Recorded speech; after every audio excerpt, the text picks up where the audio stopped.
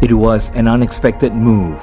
Because there was another plan in place for me, but then somehow God had other intentions and He brought me here. She returned to her alma mater as the first female principal of St Xavier's institution in Penang. I was welcomed with the bagpipe. I felt so at home. It was really coming back home. These were the corridors I used to walk as a student. At first, teaching was just about the holidays. I wanted to enjoy the holidays. So the best thing was to be a teacher. Until one teacher changed her perception. I wanted to make a difference in the student's life because that is how it was for me when one particular teacher made a difference in my life. Now she shares her journey, her challenges. Having a good relationship with the students can be a challenge. Her bold approach. It's about actually educating the individual because I feel that if there's a change of heart in a student, half the battle is won. And the sad reality behind the profession she loves. And this is what the father said. If you don't study hard and get good grades, you might end up becoming a teacher. Oh my goodness! That was such an insult to me. I was standing right there. On the next episode of Herald Voices, we speak to Principal JANESTANSTEIN Stephen on her journey as being a teacher, principal, and the role of education today. Principal JANESTANSTEIN Stephen, welcome to Herald Voices. First up, how do you feel as the first female principal of St Xavier's institution in Penang? It's an honor, unexpected, very unexpected. Like what they say, man plans but God decides. Because there was another plan in place for me, but then somehow God had other intentions and He brought me here. So I feel very honored. At the same time, I'm very humble. Being a new principal, this is my first posting, to come and sit and lead a big school with such a history. I really am humbled. I hope that this feeling of humbleness will lead me to be a better principal. It's what my parish priest always says, so I'm carrying it with me. Did you ever think that this job would come to you? I did have a dream of becoming a principal one day, but never thought it would be coming back to St Xavier's. It's my alma mater. I did my Form 6 here. It's very nostalgic coming back here, walking into the school and then hearing the band play, or when the saints come marching in, I was from Light Street Convent, so we girls used to use the St Xavier's field. And so whenever they have their training, this is the song that accompanied us throughout our secondary.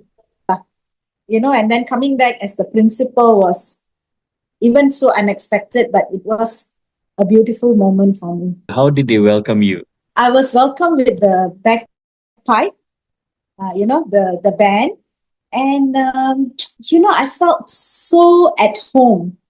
It was really coming back home. These were the corridors I used to walk as a student, and as a student, you can be quite naughty.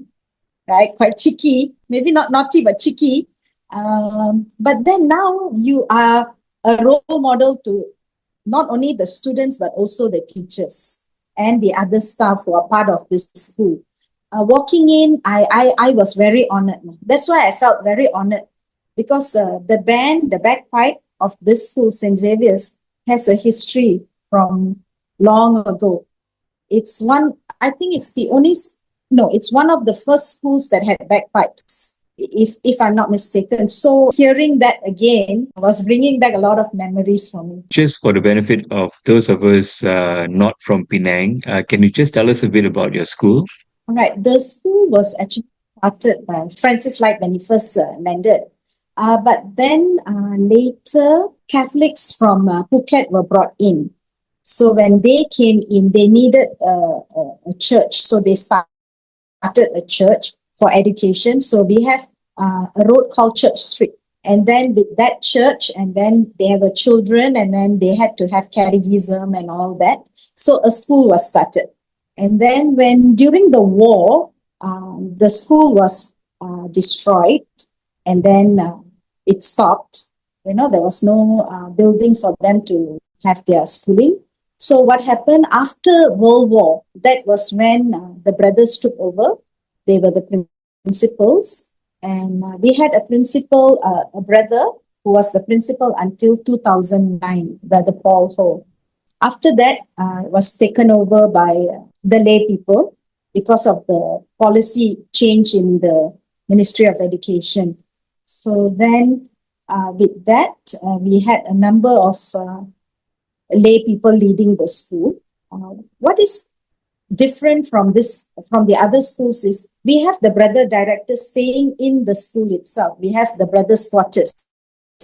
And at the moment, we have two brothers staying here, And we also have a heritage center, which actually more like a museum with all the history from the very beginning until the current happenings and achievements, If you enter the school, you would see on the wall a portion of a car, a small mini car. And that was actually the brothers' car then. So they have actually embedded it to the wall with the picture of brother and a few students. And it's a trip that is worth taking, Kevin, for you also. And we have all the names that we could collect, that brother could collect, of all the students who had graduated from the school from 1852. So 1852, we have only one student's name that we could trace, So these are little things that go, I think, that have deep and big impact. Was this what you had wanted to do when you were young? Not really. I wanted to work in a place where I met people, like, Penang being a tourist attraction, I really wanted to be in the hotel line. And then later I decided, okay, I wanted to enjoy the holidays. So the best thing was to be a teacher, right? So that's how it started, apart from teachers who actually made a difference in my life. It started off with holidays, actually. I wanted to stay connected with school and then enjoy the holidays. And along the way, things changed because I realized it's not just about the holidays. So when I came back to Penang, I wanted to go back to my alma mater, Convent Light Street. And I did. That time, the principal then was looking for all the ex-students who had become teachers. So it was nice timing for me to go back there. And you wouldn't believe, Kevin, even on Sundays, I'll be in school. So it was no more about the holidays. And my mom would be asking, where are you going? With all the exercise books, I could mark at home, but I would take it back to the house, try to mark, and then after that, come back again to school to mark on Sundays. That was how I felt with teaching.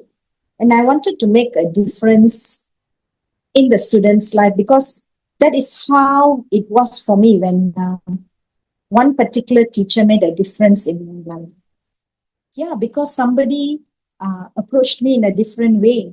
Teacher saw me, although I was so rebellious then and getting into trouble, but this teacher didn't look at the problems. She looked at me as a student, as an individual, and her approach was different from how she approached the other students. I was not a top student, but she didn't forget that I was present there. So I wanted to do the same for others. What kind of a student were you? Quite a cheeky student, actually. I was very active in sports. Not so academically inclined, actually, then. So when I was offered to fill up the form for prefects, I turned them down. I said, no way. I wouldn't be following rules. I might be breaking them.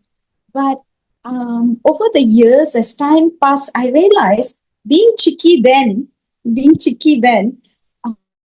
sort of like made me a better teacher today. There was one time when I was teaching in a boys' school in Penang. What I did was I dyed my hair because the boys were rough and tough. When I dyed my hair and I went to school, they became my friends. They didn't see me as a teacher, because they said, oh, this is a different kind of a teacher. So I've done all that, and along the way, not only have I had good friendship with my students, who I still keep in touch up to today. I realized that sometimes you need to be different in your approach. You don't have to take the same approach with all the students because each student is different. Each batch is different. Would you say that's one of your traits or qualities that you're able to think about creative ideas, how to reach out to these students? My favorite poem is The Road Less Taken by Robert Frost. So in my life, along my life journey, I've always taken a road that's less taken. That's made all the difference. Talk about some of your challenges. Having a good relationship with the students can be a challenge because we come with our expectations. We have it's not just our expectation, but the department and the ministry's expectations of what has to be done. So for me, on the other hand, is yes, educating, and I always like to take the weakest class. For me, it's not about educating the students about the content of the subject. It's about actually educating the individual because I feel that if there's a change of heart in a student, half the battle is won. I had one batch of students, I will never forget this batch. It was the weakest class in the school. And because of the relationship, a close bond that I had with them, teacher-student relationship, they requested to come back for extra classes during the holidays. That was really something that I think all teachers want. When the students, and these were students that we never thought would pass. And you would be surprised that year, the school had the best performance.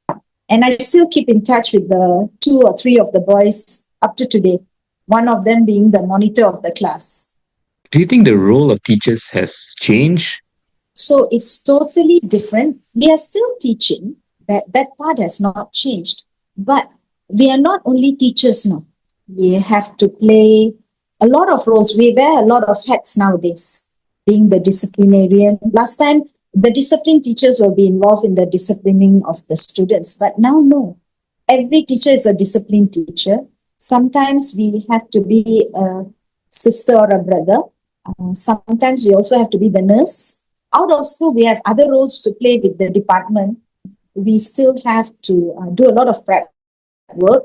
But now with digitalization, it has become a bit convenient for the younger generation. I must stress on that, right? So I am still not there yet. Teachers have to play a lot of roles. And it's not easy because when you play these different roles, you are expected to do your best, see results, and yet be sane, not fall sick. Expectations are very high. As much as there are high expectations on students, there are a lot of high expectations on teachers. So I was just talking to somebody today, and he was saying that it's the school holidays. But when the department requests for something, we have to be prepared to work and give whatever that's required. So we have to be open about it. We cannot say, I am a teacher only to teach. Not anymore. Do you think the appeal of being a teacher has dropped significantly? Actually, yes. That's why for many, you'll see that the senior teachers are all putting in their optional papers, right? And the younger generation, there are not many who want to. It's the last choice on their list to be a teacher. Sad to say. I've had once in a girls' school, and so the father was angry with the daughter for not performing well. And this is what the father said. If you don't study hard and get good grades, you might end up becoming a teacher. Oh my goodness. That was such an insult to me. I was standing right there. So you see, the institution, the educational institution has gone through a lot of changes and people look at it in a different light.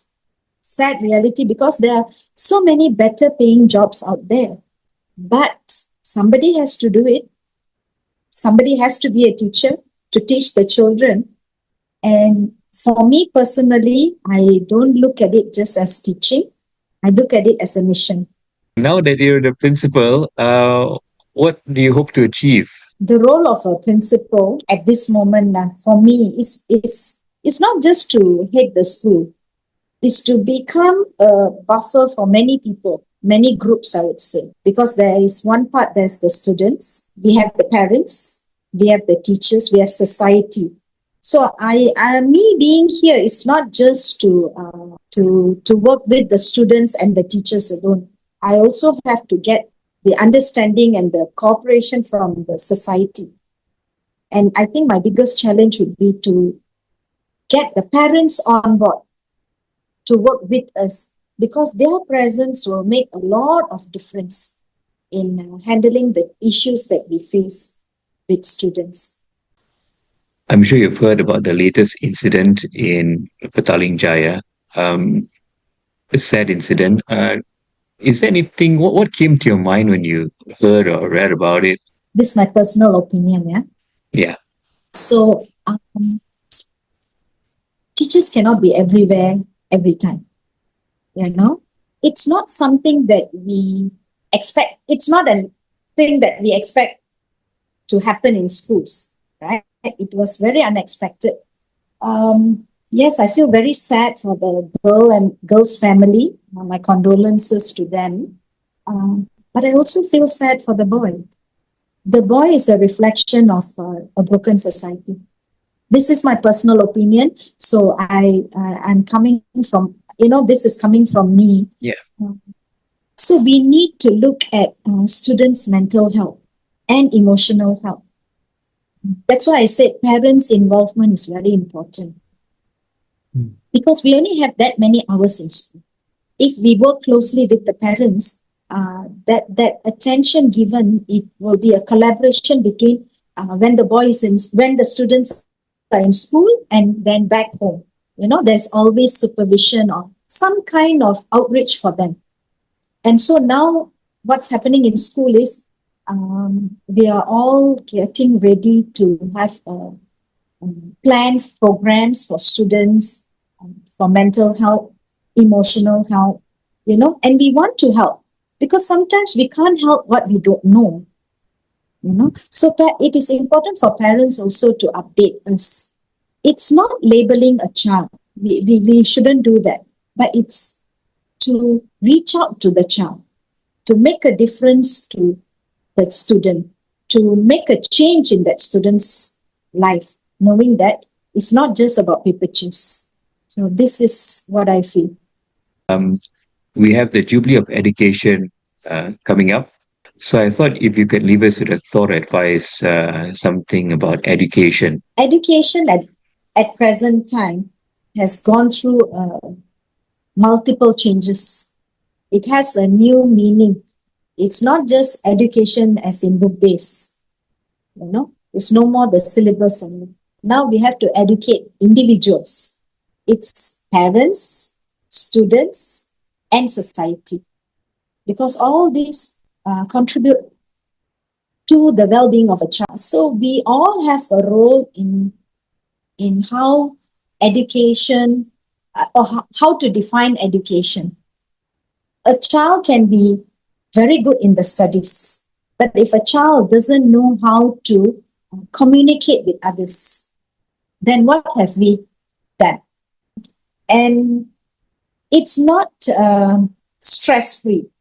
You are a teacher, life is full of stress, whether it's from your own family, whether it's from school, whether it's from other teachers, from students, from the principal.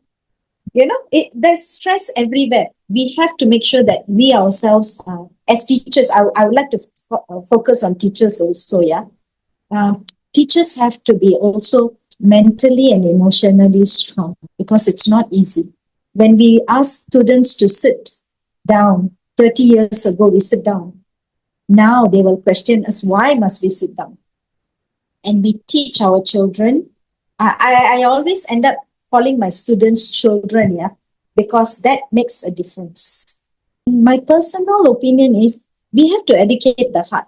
When we educate the heart, there are millions of things that take place. When we educate the brain, it's only, I would say it's very limited. So when we educate the heart, the child becomes matured, the child becomes responsible, the child becomes caring, the child becomes loving. When you have all that in a child, the child will know when to study. The child will know how to talk. The child will know not to cheat. So that's why I feel that it's educating the heart rather than anything else. And when you do that, it enriches the mind. Thank you for being brave enough to take up this challenge of being a teacher to the children out there. I wish you all the best, Principal Jane. And yes, we hope for more young people or more people to take up the teaching profession and also aspire to role models like yourself and teach our Can I, children. can I ask Yes. for a request? Yeah, sure. Those who are listening out there, please pray for all the students and the teachers that prayer is powerful. In any faith that you are from, please pray for the students, the teachers, and all those who are involved in educating another life. Because we need that prayer. It's not an easy journey. So prayer is powerful. I believe in that. And I hope it will reach to their hearts to keep us all in their cause. Thank you. That's our episode. A big thank you to Principal Jane for this conversation. And remember to keep all our teachers and educators in your prayers, not just during the Jubilee of World of Education, but all the time. If you'd like to share a story about your teacher or school, if you're from St Xavier's institution, let us know in the comment section. If you'd like more interviews like this, hit the like button and subscribe, and I'll see you in the next one. I'm 𝐸𝐶𝒂𝒏𝒂𝒍. God bless.